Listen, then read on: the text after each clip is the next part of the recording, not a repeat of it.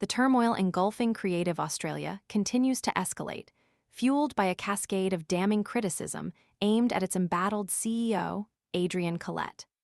Two scathing letters from staff, painting a stark picture of leadership failure and widespread fear, have been delivered, alongside a third signed by over 600 prominent Australian literary figures.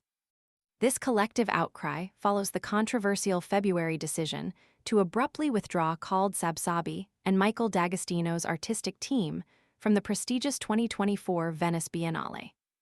The fallout has been seismic, forcing Collette onto leave and triggering an independent inquiry into the chaotic events surrounding the artist's selection and subsequent dismissal. The letters, obtained by news source name, are explosive. They don't mince words, expressing a complete lack of confidence in Collette's leadership and revealing deep-seated anxieties among staff regarding their participation in the upcoming external inquiry. The accusations paint a picture of an organization adrift, lacking clear direction and transparency, and leaving employees feeling vulnerable and demoralized. The sheer number of signatories, both internal and external, underscores the gravity of the situation and the breadth of the discontent. The weight of these accusations, particularly the widespread lack of confidence voiced by the staff, is almost unprecedented in the Australian arts sector. The 600-plus signatures from leading Australian literary figures represent a powerful condemnation of Creative Australia's handling of the situation. These esteemed individuals, representing a significant cross-section of the country's artistic community, have lent their voices to a chorus demanding accountability and meaningful reform. Their collective condemnation amplifies the existing concerns within Creative Australia, transforming a purely internal crisis into a major public relations disaster. The independent inquiry, conducted by the governance and risk management firm Blackhall & Pearl, is tasked with dissecting the decision-making processes that led to the commission and its subsequent controversial withdrawal. While Collette has urged all staff to fully cooperate with the inquiry, hoping it will identify areas for improvement, the underlying sentiment expressed in the staff letters casts significant doubt on the efficacy of such an approach.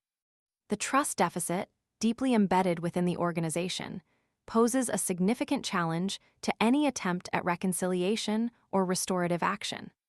The controversy has extended far beyond the internal machinations of Creative Australia. The Senate estimates hearing on February 25th, at which Collette presented his account of events, has done little to quell the rising tide of discontent.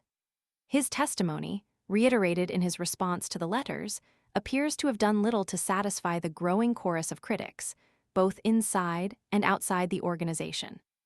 The inherent opacity surrounding the decision to remove Sabsabi and D'Agostino has fueled speculation and further eroded public confidence in Creative Australia's leadership. The ongoing fallout threatens to cast a long shadow over the Australian arts landscape. The reputational damage to Creative Australia, already substantial, risks further erosion as the inquiry proceeds. The potential for lasting damage to Australia's international standing within the art world is a significant concern. Furthermore, the emotional toll on staff and artists involved in this affair is immeasurable. This crisis underscores the urgent need for comprehensive reforms within Creative Australia, addressing not only the immediate scandal, but also the underlying systemic issues that allowed such a situation to arise. The events surrounding the Venice Biennale withdrawal have exposed deep-seated problems within the organization, demanding a thorough overhaul of its operational procedures and leadership structure. The ultimate success of the independent inquiry will hinge on its ability to address these systemic issues and rebuild trust within the organization and among the broader arts community. The future of Creative Australia and its role in promoting Australian art on the world stage hangs precariously in the balance. This is more than a simple personnel issue. It is a crisis of governance and leadership, demanding comprehensive and transparent reform. The impact extends far beyond the immediate participants, threatening the very fabric of the Australian arts community. The need for immediate and decisive action is undeniable.